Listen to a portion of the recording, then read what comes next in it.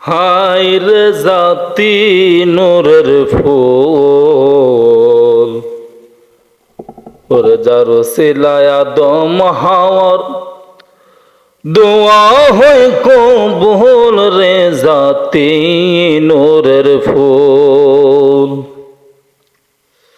ও মনরে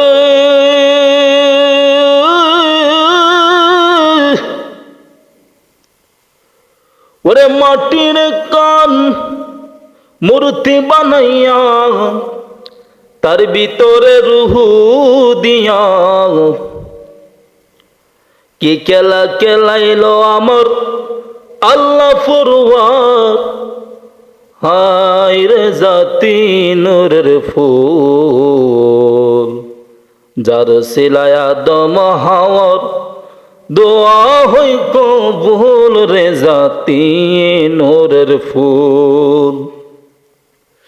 ও মনরে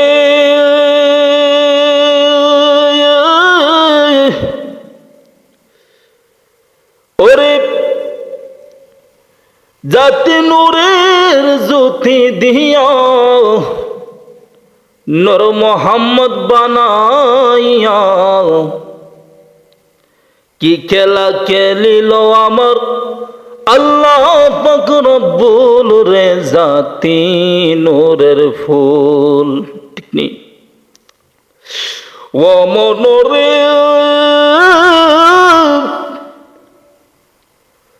ওরে জাতি নূরের জ্যোতি দিয়া নূর মোহাম্মদ বানাইয়া কে খেলা খেলিল আমার আল্লাহ পাক রব্বুল রে জাতি নূরের ফুল। যার সিলায় আদম হাওয়ার দোয়া হয় কবুল রে জাতি নূরের ফুল। কথা বলেন ঠিক কিনা? দেবতা কি দুধটা খায়নি? কয় না, আমার দেবতা কিভাবে দুধ খাইব? কয় বাবা তাহলে আপনি প্রত্যেক দিন দুধ নিয়া আপনি যে ওই মন্দিরের মধ্যে দেবতার সামনে যে দুধটা রাখেন ওই দুধটা কি হয়? কয় না না না মারু, আমি এই দুধটা প্রত্যেক দিন ওই আমার ভগবানের কদমের কাছে রাখি। কয় বাবা গো, আপনি যে প্রত্যেক দিন দুধ নিন ওই দুধটা তো আপনার মন্দিরে খায় না। যাই হোক বাবা, আমি আপনাকে বলবো, আপনি যেহেতু প্রত্যেক দিন দুধ নেন, আমিও একদিন দুধ নিব, আমিও একদিন দুধ নিব। ওই বাবা ডাক দিয়া বললেন, মা গো তুমি ওই দুধটা নিয়ে কি করবা? কয় বাবা আপনি যে প্রত্যেক দিন দুধ নিয়ে দুধ যে নেন আপনার মন্দিরের কাছে রাখেন, আমি যাব, আমি ওই দুধটা আমি ভগবানের কাছে নিব। কয় মা গো তুমি আজাইরা কাম করিও না, তুমি কেন এই কাজটা করবা? তুমি তো অনেক ছোট। কয় বাবা আপনি তো ভালো কাজ করেন, আমিও ভালো কাজ করব। বাবা আপনি আমাকে অনুমতি দেন। বাবা অনুমতি দিল। কয় মা গো সাবধান করে দিলাম, শুনিয়া নাও, তুমি দুধ নিবার সমস্যা নাই, কিন্তু ভগবানের কাছে যেই দিন মানুষ থাকবে না ওই দিন তুমি দুধটা নিয়ে ভগবানের কাছে যাইবা। ওই দিন দুধটা নিয়ে ভগবানের কাছে যাইবা যেদিন কোনো মানুষ থাকবে না। আমার বাবা জেরা একটু গভীর মনোযোগ, আল্লাহর গোলাম। ওই মহিলাটা যখন একদিন, ওই মেয়েটা যখন একদিন ওই দুধের পেয়ালার মধ্যে দুধ নিয়া ওই মন্দিরের কাছে গেলেন, ওই মন্দিরের ভিতরে যে ভগবান, ওই দেবতাদের মধ্যে সবচাইতে যে বড় দেবতাটা, ওই দেবতার কাছে দুধ নিয়ে গেলেন। ওই ভগবানকে ডাক দিয়া বললেন, মহিলাটা একটা ডাক দিয়া কয়, ভগবান গো, ও ভগবান আমি আপনাকে একটা কথা বলবো।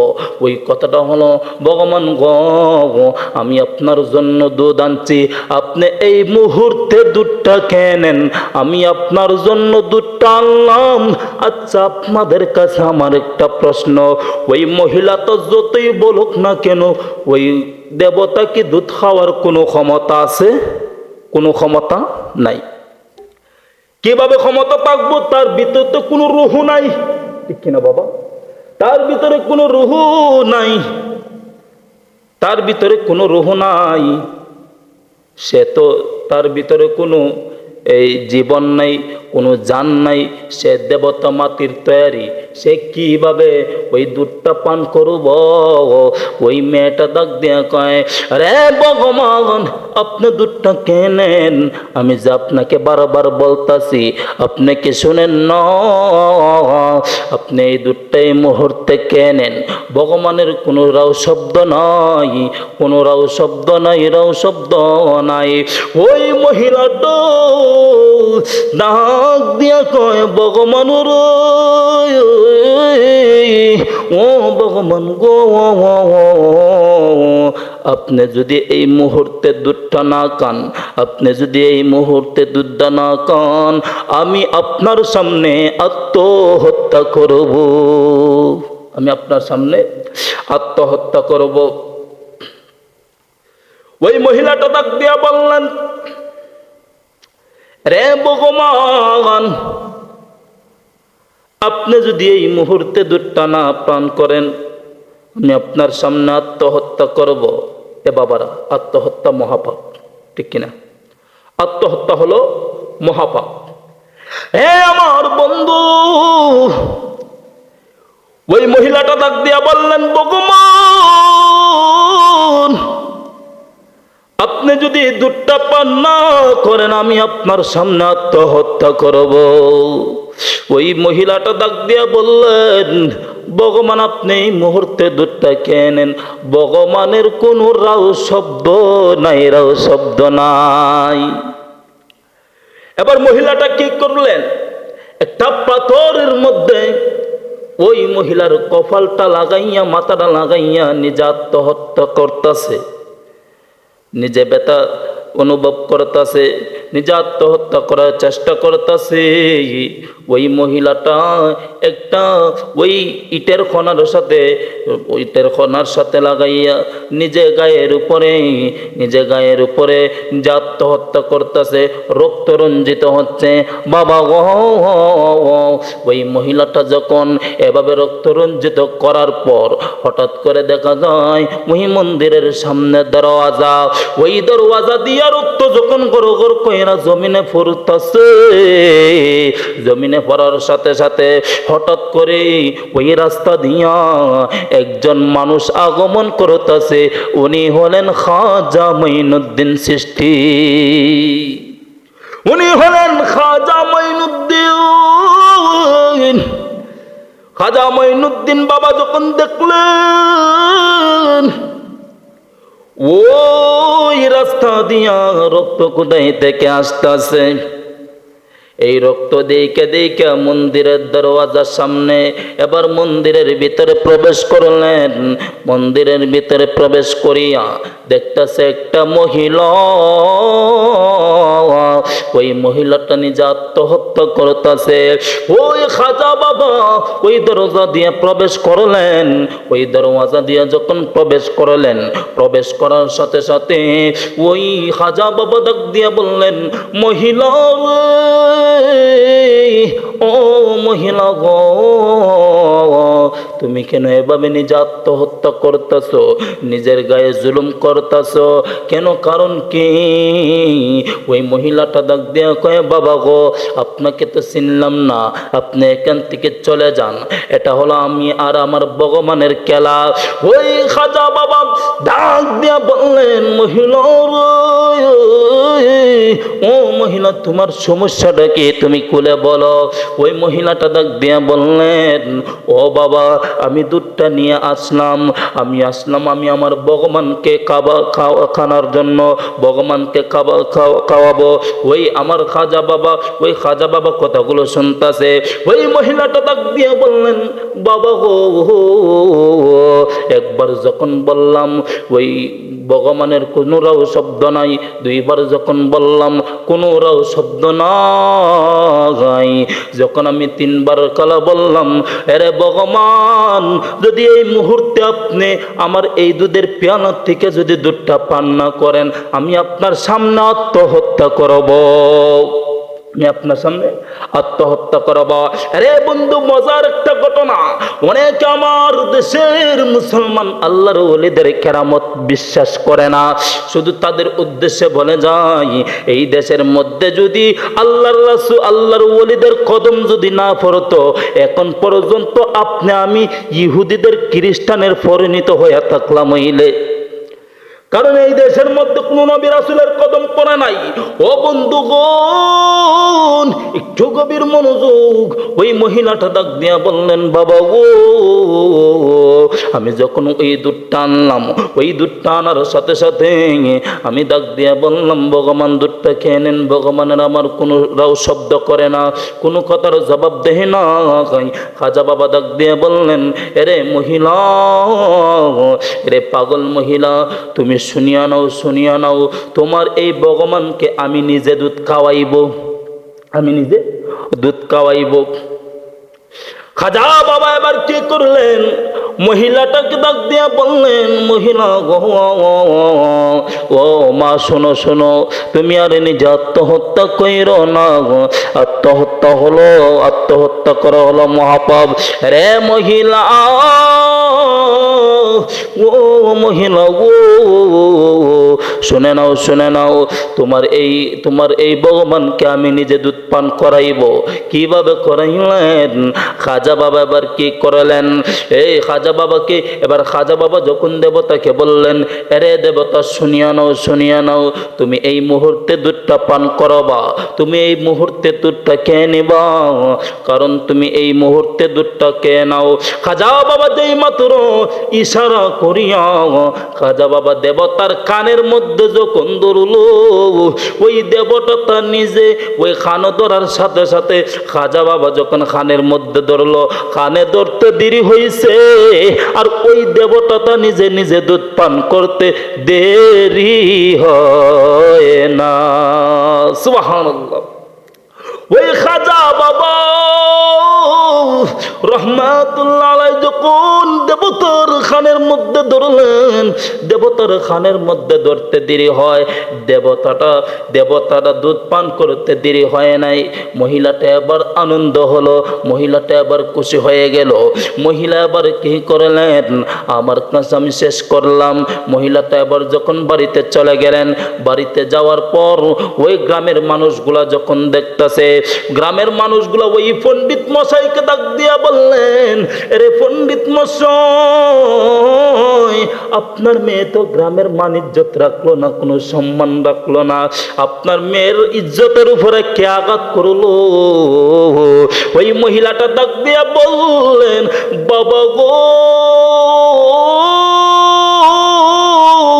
ও আমার প্রাণের বাবা গো, ও গ্রামের মুরব্বী মানুষ, শুনিয়া নাও, শুনিয়া নাও, আমাকে কেউ আঘাত করে নাই, আমার ইজ্জতের মধ্যে কেউ আঘাত করে নাই, শুনিয়া নাও, শুনিয়া নাও, আমার মাথার মধ্যে রক্ত দেখতাছো, আমার হাতের মধ্যে রক্ত, কারণ আমি যখন ওই দুধের পেয়ালা লইয়া মন্দিরে গেলাম, ভগবানের কাছে দিলাম, ভগবানকে তো আমি দুধ খাওয়াইলাম। সুবহানাল্লাহ।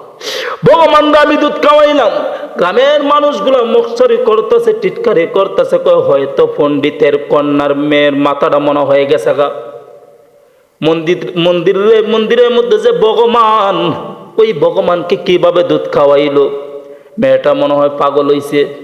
আমার বাবাজিরা রে, ওই মহিলাটা ডাক দিয়ে বললেন, আমি পাগল হইছি না, তবে তোমরা পাগল, তোমরা আমার কথা বুঝতে পারতেছ না।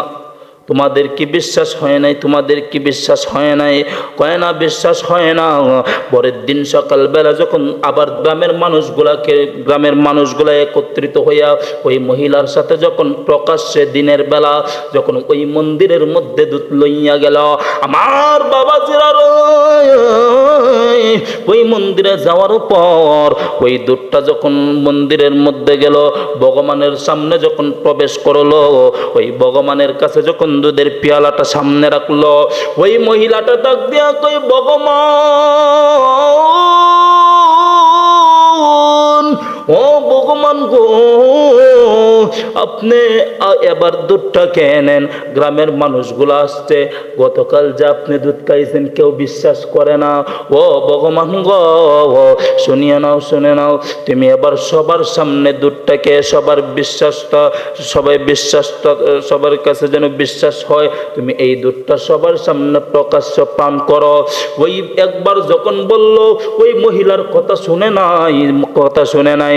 গ্রামের মানুষগুলো আবার বলতেছে, আমরা বলছিলাম যে পণ্ডিতের কন্যার মেয়ের মাথাটা গেছে গা, কারণ কেননা ওই আমাদের সামনে তো ওই মন্দিরের মধ্যে যে দেবতা তো কোনোরাও শব্দ করতেছে না। দুইবার যখন বলল মহিলাটা, রে ভগবান আপনি দুধটা কেনেন, ভগবানের কোনোরাও শব্দ নাই। আবার যখন তৃতীয়বার বলল ভগবান আপনি দুধটা খেয়ে নেন, ভগবানের কোনোরাও শব্দ নাই। ডাক দিয়ে বললেন, মহিলাটা ডাক দিয়ে বললেন, আরে ভগবান তুমি যদি দুধটা না খাও, গতকালকে যে হুজুরে আইসা আপনাকে দুধ খাওয়াইছে ওই হুজুরকে আমি ডাক দিবনি। এই কথা বলতে দেরি হইছে, ভগবান নিজে দেবতা না দুধ পান করতে দেরি হয় না। ভগবান দুধ পান করতে দেরি হয় নাই। গ্রামের মানুষগুলো আশ্চর্য হয়ে গেলেন, বেহুশ হয়ে গেলেন। মহিলাটাকে ডাক দিয়া বললেন, ওই পণ্ডিত মশাই যখন ডাক দিয়া বললেন, মা গো, তো আমরা যে এতক্ষণ অনুরোধ করলাম দুধ খায় নাই, এখন যে হুজুরের কথা বলছো ওই হুজুরের পরিচয় কি, ওই হুজুর কোথায় থাকে? ওই মহিলাটা ডাক দিয়া কয়, বাবা গো, আমি ওই হুজুরের পরিচয় জানি না, তবে কালকে এখানে আসছিল, ওই দিকে রাস্তা দিয়ে গেলেন। ওই সবাই যখন পাগলের মতো ওই লোকটাকে যখন খোঁজার জন্য, পুরা গ্রামের মধ্যে যখন মানুষ যখন খোঁজার জন্য বাহির হলেন, সামনে যাইতে যাইতে দেখা যায় একটা বড় বট গাছের মধ্যে আমার খাজা বাবা রহমাতুল্লাহ আলাইহি, আমার খাজা বাবা রহমাতুল্লাহ আলাইহি ওই গাছের নিচে বসিয়া আল্লাহর ধ্যানে, প্রেমের মধ্যে আল্লাহর ধ্যানে বসিয়া ইবাদতের মধ্যে মশগুল হচ্ছে। গ্রামের সবাই যখন আদবের সহিত খাজা বাবার সামনে যখন পড়লেন, পরিচয় লওয়ার আগে খাজা বাবাকে ডাক দিয়া বললেন, আপনি আমাদেরকে মুসলমান বানান, নবীর কালিমা পড়াইতে দেরি হইছে, সকলে নবীর কালিমাটা গ্রহণ কইরা মুসলমান হইতে দেরি হয় না। সুবহানাল্লাহ। কি বুঝলেন? খাজা বাবা রহমতুল্লাহ আলাইহি যখন ওই মানুষগুলা পাগলের মতো যখন খাজা বাবার সামনে আসলো, সবাই আদবের সহিত বসিয়া খাজা বাবা রহমতুল্লাহ আলাইহি নবীর কালিমা পড়ায় মুসলমান বানাইছে। তখন খাজা বাবা রহমতুল্লাহ আলাইহির পরিচয় লইল, বাবা আপনি কে, আপনি কোত্থেকে আসছেন, আর আপনিই বা কি, আপনার কথা আপনি কইতে দেরি হয়েছে, ওই দেবতাটা দুধ পান করতে দেরি হয় নাই। তখন খাজা বাবা ডাক দিয়া বললেন, আরে গ্রামের মানুষ শুনো, আমি বলতে দেরি হয়েছে, ওই দেবতাটা দুধ পান করতে দেরি হয় নাই। আমি হলাম একজন সাধারণ মানুষ গো, কিন্তু শুনে নাও, আল্লাহর একটা হুকুম ছাড়া দুনিয়ার মধ্যে কোনো গাছের পাতা লড়ে না। আল্লাহর একটা হুকুম ছাড়া কোনো দুনিয়ার গাছের পাতা লড়াছাড়া করে না। আল্লাহর হুকুমে আপনার এই দেবতাটা মাটির তৈরি দেবতাটা দুধ পান করতে দেরি হয় নাই। রে আমার বন্ধুগণ, খাজা বাবা ডাক দিয়া বললেন, আপনার খোদাকে? তখন আমার খাজা বাবা ডাক দিয়া বললেন, রে দুনিয়ার মুসলমান, আমাকে যিনি সৃষ্টি করেছেন, আপনাকে যিনি সৃষ্টি করেছেন, যার হুকুমে একটা গাছের পাতা লড়ে না, তিনি হলো আপনি আমার খোদা। আর তোমরা যা মাটির তৈরি বানাইয়া খোদা মানতাছো, উনি তো খোদা না, উনি হলো তোমাদের সামনে হুদা। তোমাদের সামনে কি হুদা, উনি খোদা না। কারণ কেননা খুদার হাতে সৃষ্টি, কিন্তু সৃষ্টির হাতে স্রষ্টা কোনোদিন হতে পারে না। কারণ তোমরা তো তোমাদের খুদারে বানাইছো, এটা তোমাদের হাতের তৈরি। আচ্ছা আপনারা বলেন তো, কোনোদিন খুদা যিনি আপনার মালিক, উনি কি আপনার হাতে তৈরি না, বরং উনার হাতে আপনি তৈরি। আল্লাহ রাব্বুল আলামিন আমাদের খুদা, উনি আমাদের খুদা, উনি আমাদেরকে সৃষ্টি করছেন, ঠিক কিনা? উনার একাত্মবাদ, উনার ইবাদত আমরা করি, উনার পূজা করি আমরা, যিনি আমাদেরকে সৃষ্টি করেছেন। তো উনার হাতে সব ক্ষমতা, উনার হাতে সব কিছু। কিন্তু তোমরা যাকে খোদা মানো, উনি তো হলো তোমাদের হাতের তৈরি। উনি কি তোমাদের হাতের তৈরি, তোমরা নিজেরা বানাই এটার খোদা বানাইতেছো, এটার পূজা করতেছো। বরং কোনোদিন খোদা সৃষ্টির হাতে তৈরি হয় না, স্রষ্টার হাতে সৃষ্টি হয়। কথা বলেন ঠিক কিনা? এই জন্য বাবাজিরা আমার একটু গভীর মনোযোগ। কারণ এই দেশের মধ্যে আল্লাহর ওলিরা যদি দেশের মধ্যে না আসতো, আমি এখনো এই জুব্বা পাগড়ি যাহা কিছু দেখতেছেন, কোনো কিছু আমি পড়তে পারলাম না, যদি আল্লাহর ওলিরা এই দেশের মধ্যে ইসলাম কায়েম না করতো। কথা বলেন। এই জন্য অনেকে বলে যে নবী নাই, আল্লাহ নাই, শুধু তারা উলি নিয়ে ব্যস্ত। এই কথাটা যারা বলে তারা হলো একটা আস্থা বিয়াক্কেল। কারণ আমরা উলিও মানি, আমরা নবীও মানি, আমরা আল্লাহ মানি।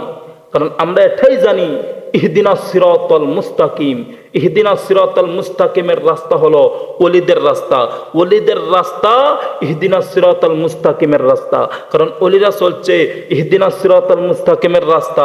আর ওলির দরবারে গেলেই আপনি সহজেই নবীকে পাইতেন। কথা বলেন। নবীকে অবশ্যই আপনি পাবেন, কারণ এমনিতে হুট করে আপনি পাবেন না, ওলির দরবারে যেতে হবে। ওলির দরবারে গেলে আপনি নবীকে পাওয়ার সম্ভাবনা বেশি, আর নবীকে পাইলে আমার মাওলাকে পাওয়া যায়। কথা বলেন। এই জন্য কবি বলেন, ওরে বেলায়েতের মুর্শিদ হইয়া, ওরে বেলায়েতের মুর্শিদ হইয়া আসিলেন দিনের নবী, ওরে আসিলেন দিনের নবী। ওরে মুর্শিদকে না পাইলে কি আর রাসূল পাবি, ওরে মুর্শিদকে না পাইলে কি আর রাসূল পাবি। ঠিক না বলেন? আল্লাহর নবী আপনার দরবারে আমি হাজির হইয়াছি। আল্লাহর নবী আপনার দরবারে আমি হাজির হইয়াছি। রহমাতুল লিল আলামিন আপনি উম্মতের জাহাবিন। রহমাতুল লিল আলামিন আপনি উম্মতের জাহাবিন। গুনাহগার উম্মতের আপনজন। আল্লাহর নবী আপনার দরবারে আমি হাজির হইয়াছি। আল্লাহর নবী আপনার আপনার দরবারে এই আসামি হাজির হইয়াছি। ওরে যে দেখি নয় আপনার মৌজেজা, ওরে দন্য মা খাদিজা, ওরে জীবন যৌবন করিল কোরবান। ওরে যে দেখি নয় আপনার মৌজেজা, দন্য বিবি মা খাদিজা, জীবন যৌবন করিল কোরবান। ও রহমাতুল লিল আলামিন, আপনি উম্মতের জাবিন। রহমাতুল লিল আলামিন, আপনি উম্মতের জাবিন। গুনাহগার উম্মতের আপনজন আল্লাহর নবী, আপনার দরবারে এই আসামি হাজির হইয়াছি। আল্লাহর নবী, আপনার দরবারে এই আসামি হাজির হইয়াছি। একটু মোহাব্বত দরুদ শরীফ পড়েন, আল্লাহুম্মা।